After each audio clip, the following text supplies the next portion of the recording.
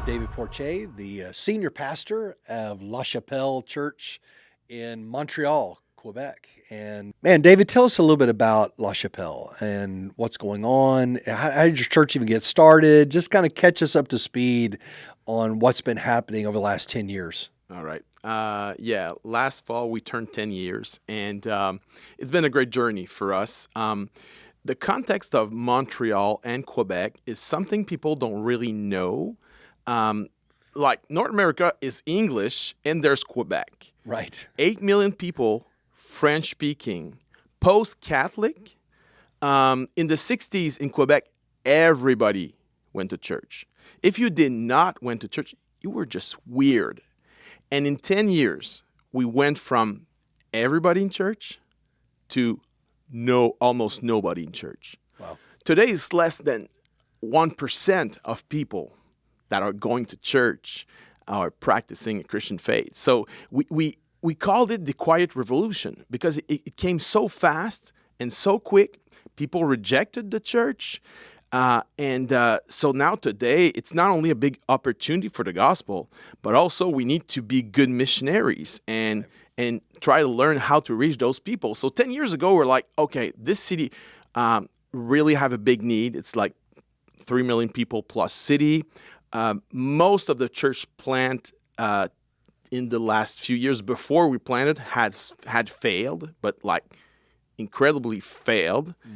But we felt that call and we said, we need to go there. And I was not urban. I was more suburbs guy.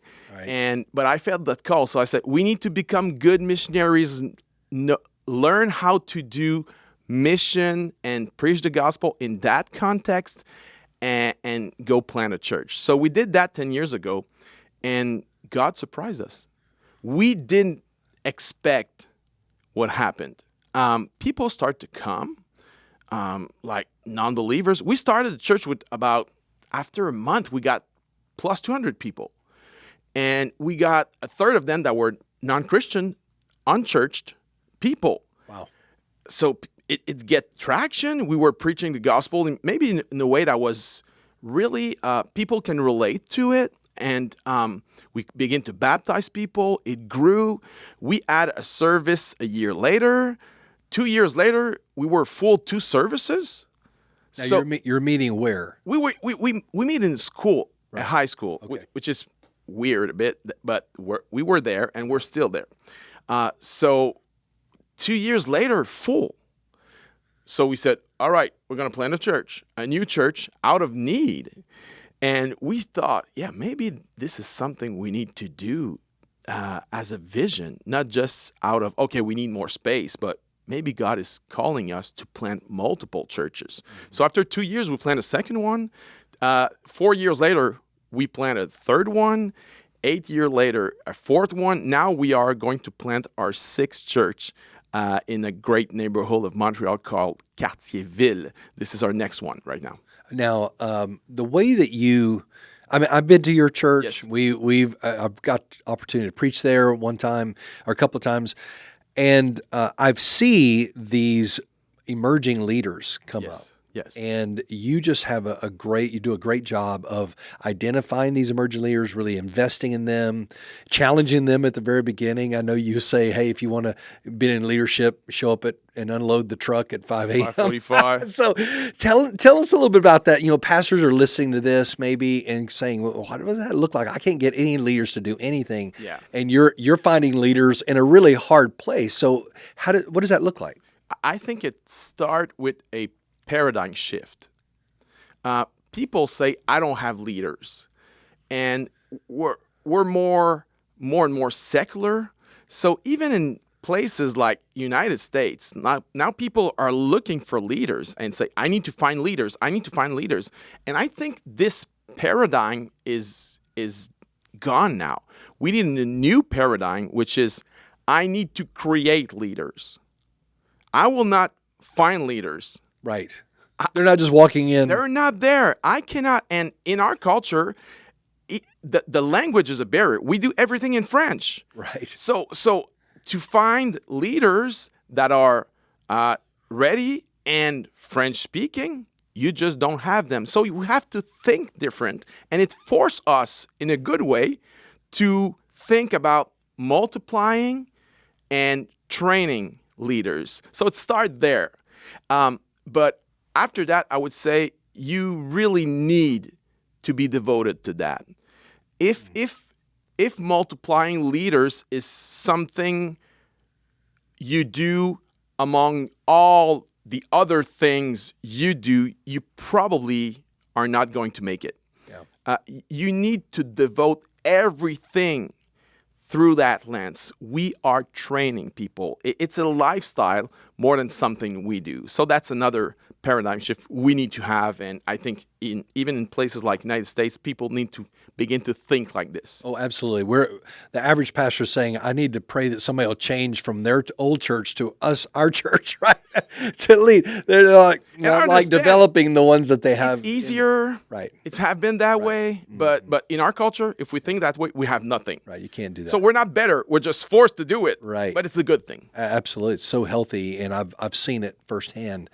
And you're doing this in a context, not only is the community relatively unchurched, like you said, they've walked away from church. Yes. But you're also dealing with a government and a mindset among leaders there that is really making it difficult for churches, almost opposing churches. Yes. And so talk to us about that. What is the resistance you're feeling from leadership in your community?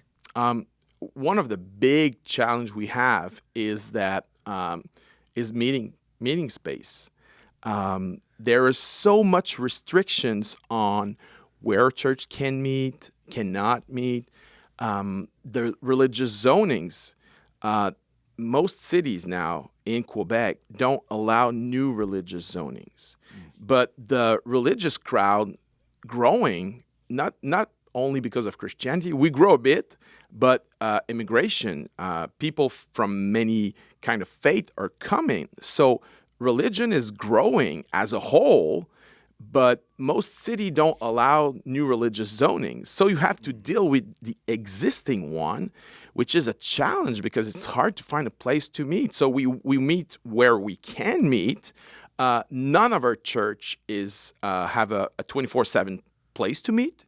We are portable in every church we planted, and we just rent on Sundays for like 5 or 6 hours. On Sunday, we have to set up and unset up everything, and that's the way we do it because it's so hard to find a place to gather. So when that happens, when does the day start on a Sunday morning? Like what time does the day start? So for our church in Rosemount, which is at the center of Montreal, this church, people show up at first volunteers and staff 5:45 a.m. So I got up at 4:20 on Sundays. The guy that picked up the truck got up at 3:20 because we have no space to put the truck close to where we meet. So he needs to drive like a half hour, pick the truck, and bring it back where we meet. So it's a big challenge. It's take a lot of energy, a lot of engagement. And if you're not devoted to that, it becomes heavy really quickly. Right. So you need to be all in, and you need to create that culture where the staff, everybody is all in, and leverage that as a discipleship tool. Right. And so people start showing up then around 5:45. You said 6 o'clock, and then what happens? Oh, so we set up everything. We unload the truck. And then we set up everything like stage and sound and kids equipment and everything till about probably 8:30. At 8:45, we got a rally with all the volunteers, all the people involved there. We pray together. We celebrate together. We cheer for the volunteers that having a kid or it's their birthday. So we rally, we pray together. And after that, it starts first service 9:30. And we got a second one at 11:30. And then we have to unset up everything. And our church culture is like, you don't come to church and go home. Our church culture is you come and you stay. you talk with people, you connect with people. Right. It's really important in our culture. So it delay the moment where we can unset up everything Right. and start to put everything back in the truck. So some of our staff member, their day when the truck closed, it's 4 p.m. Wow. Yeah. That's a long day. It's long days. Yeah. So you need to believe in what you do, Right. and everyone needs to be all in. And we're about disciple making in our church. That's our vision. So we say, let's make disciple while we are doing fill the blank. Right. So unloading the truck is a discipleship opportunity. Of course, it's not all discipleship. Of course. You need your small group. You need to be connected. You need to be involved in somebody's life. Right. But we see those as everything we do is an opportunity to train people as a disciple. Yeah. So in the midst of an unchurched community and in the midst of a really hostile community, as far as a lot of restrictions on Yes. you, you're still seeing your church multiply. Yeah. And what would you attribute that to? I mean, when you see other churches are not necessarily doing that in Montreal, what would you attribute that multiplication growth mindset to in your church? I would say first, the need is so big, less than 1% of people come to church. So when you see that context, you're like, we need to do something. So there is a holy calling on this, we need to do that. But it's about creating the culture of multiplication. If you want just to multiply, it's too hard. You probably won't do it. Right. If it's a lifestyle, if it's a culture, then not only you set everybody in that direction. As a leader, I need to be the one that breathes air in that culture. Put oxygen on that fire every week. It needs to be genuine. It needs to be a real passion for me, and then it positively leaks to everybody, and we create a staff culture where we are multipliers. Mm-hmm. But I would say that when you got this, it attracts people that maybe are not fully trained, Right. maybe are not ready, but their heart are captured by this, and they want to join that mentality of multiplying. Right. So I think that's one aspect. So it's of it. Contagious. Yes, and it's electric. And I've seen it for myself, and I agree with you. I think there's something about the cause. Yes. Everybody's on mission, and it's not comfortable to be there. It's not at all. But when the congregation comes together, there's a sense of excitement. Yeah. And I think, I have a daughter that lives in New York City. I introduced you to her the other day, and she was just saying, when you live in a place where there's not a lot of believers, you just really want to be with other believers. Oh, yeah. And there's this, you're getting through the week to get to your family. Yes. And so that contributes to that. And then not only are we a family, but we're on a mission. We're getting things done, and we're hearing stories. And so it raises the challenge, the expectation, but also the commitment level of the people in your congregation. Yeah, and also that context create a kind of, I don't know how to describe it, a vibe, a something, an it. Right. That when you come to church, we don't have Christian clubs, Christian book clubs, Christian hockey leagues, Christian, something. We don't have Christian schools. So all week long, you're probably the only Christian, not only in your family, but at work, everywhere. So church is like a breath of fresh air, and nobody comes because they're going to please grandma. Right. Or have a business opportunity at church. Right. Or they have to do it out or of they have to do it. No, they if they're there, they want to be there. Yeah. And it creates something really special. Yeah. It creates a kind of atmosphere like, okay, this is like an oasis.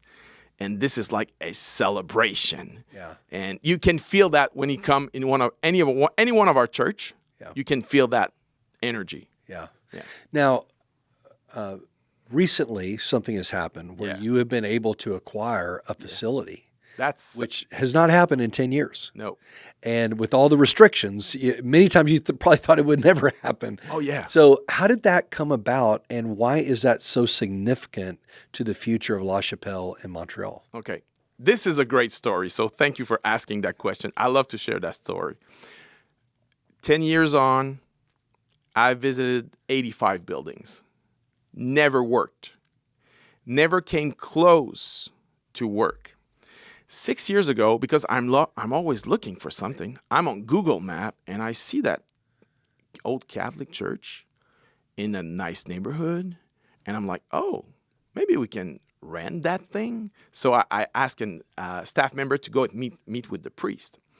And it went bad. The priest, we said, can we rent? He said, no. Can we buy? No, you are never going to have this building. Literally, he said that. Okay. So we just said, all right, that's not for us. God, we'll have something else. We kept praying. But in 10 years, you can be discouraged. And sometimes people come to me and say, Dave, are you sure God wants us to have a building? Maybe God don't want us to have a building. And I answered every time, if God don't give us a building, I'm totally fine with that. We are going to continue what we're doing. But I think God has something for us. So we kept praying. 6 years ago, not working. I thought it was just dead. That thing's not going to happen. But 2 years ago, the building came for sale. So arrived there, I visited. I said, I know this place. This is a place we tried to rent like 4 years before. Right. And it was for sale, $3.1 million. So we visit and we said, okay, it's a lot of money, but maybe God will do that miracle if it's for us. So we made the offer. But when we do our diligence, we discovered underground huge oil tanks. It was there from the 50s, contaminating the soil. So it was too much for us because we already had asbestos, full of asbestos in the building, black mold. They didn't paint for 40 years. Like, it was a mess. So this was like too much. We said, okay, we're going to back off. And we thought it was dead, but we kept praying. A year later, they called us back and they said, Mr. David, we're going to lower the price from, it was 3.6. I'm sorry, it was 3.6 million. They said, we're going to lower the price from 3.6 to 3.1 million. I said, okay. And then they say, we are going to pay to decontaminate the soil. And then I said, okay. And then they said, if you buy it, we're going to loan you 5 years, 0% interest rate. And then I said, okay. And they had you at 0%. Oh, 0% was like, Jesus is speaking right now. So we did it. We bought the thing, and we are now in a campaign to renovate the building because we need to put a lot more money. We bought it for $3 million. Now we need to put almost $4 million in it to make it functional and safe because the building was not safe. So God opened the door in a tremendous way for us. This is going to be not only for a new church plant, because we're not moving a church in that. We said, no, we need to multiply more and we need space. Our churches are full. So we need new space. So we said, we are going to plant a new church in that building and multiply. So that's the plan. So that is so thrilling. I mean, to have a building that's your own, that gives you a footprint that will be there, consistent. Yes. Where I know week in and week out, you could have somebody complain and you're shut down. I mean, it will serve as a new church plant. It will serve as a security net because honestly, with the number of churches we have, anyone can be shut down anytime. So we have a security there. We can add services. We can have plan B. So it's new church plant. It's security, like safe security net, but also it's about multiplication. Because this place, we got the church, and on the side, we got what we called a presbytery. This is a house where the priests were living in it. So we renovate that presbytery. This is done now, And we are going to start an internship program so that we will be able to multiply leaders and pastors more quickly. Because our vision is Montreal. It's French-speaking people in Montreal, in Quebec, but the French-speaking world, for the gospel, it's kind of the same context out of Africa than Quebec. If you go to France, if you go to Belgium, Switzerland, it's really low, the number of Christians. It's really, really low. So we got a bigger vision than just our state. We got a vision for the French-speaking world, and we want to plant churches in France, in Belgium, in Switzerland. God is bringing those French-speaking nations to our church.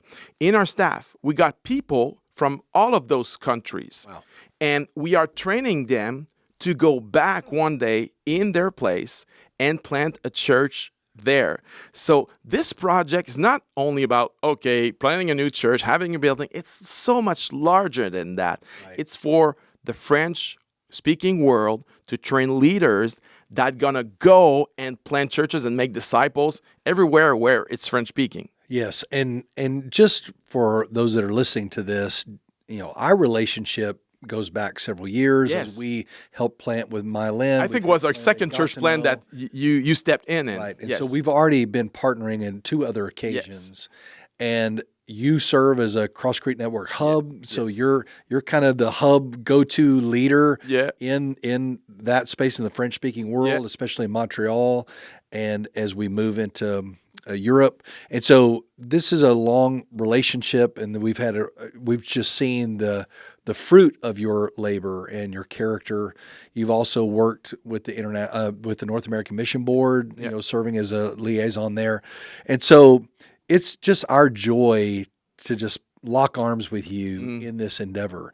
Now you've already purchased the building, so in this big give, we're not really helping you purchase a building as much as we are helping you to renovate and prepare it and get the residency going and helping develop that out so that you can not only open the doors and have a new church plant there, but also to be able to have a kind of a launching pad of this residency that will help us plant other words. So what does the future look like? You already mentioned a few of those countries, but what does the future look like? Okay, like maybe more 2, 4, 6 years out. Oh yeah, 2 years. I mean, we already got a small group gathering in Strasbourg, France.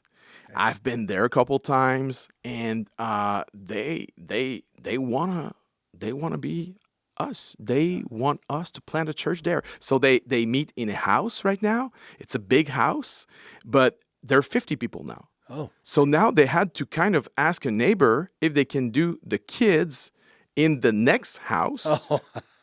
And they do the adults in the other house. So it's growing, and we have a sense that God is doing something. We got people in our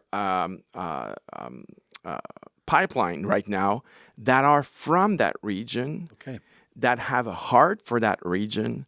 So not long from now, we may start our first church plant out of Montreal, out of Quebec, and in France. And we know it's just the first step. This is our first one will be probably the hardest one to do, but from that, it's going to be like a launching pad to plant other churches in other regions of France and Belgium. We got people from Belgium in our staff. We got people from Switzerland. Loic, that is from Switzerland, and those guys are really efficient. So God had positioned us with many resources, with people, with the knowledge of CrossCreek Network, that discipleship mindset.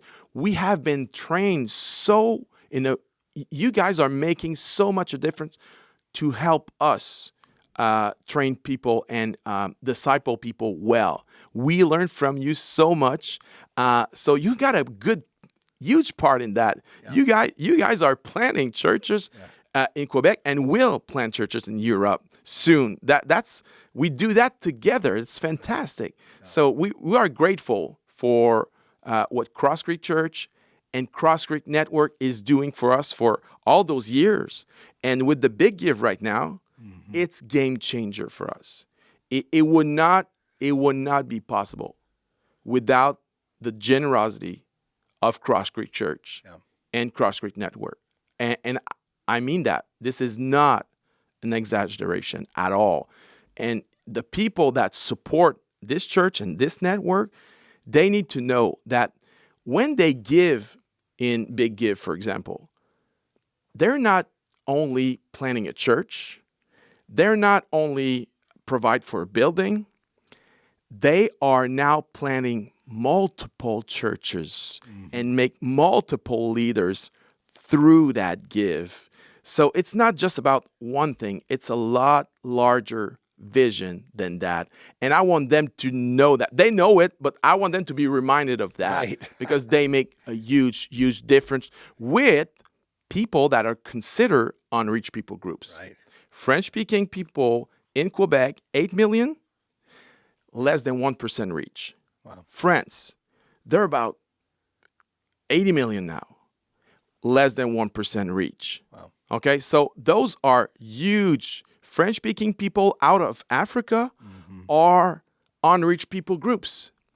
And you are making disciples and planting churches among those unreached people groups. Well, it's a delight to do it and to do it with you, and just love you and thank you for the way you've just locked arms with us and embraced us, and we're learning so much from you.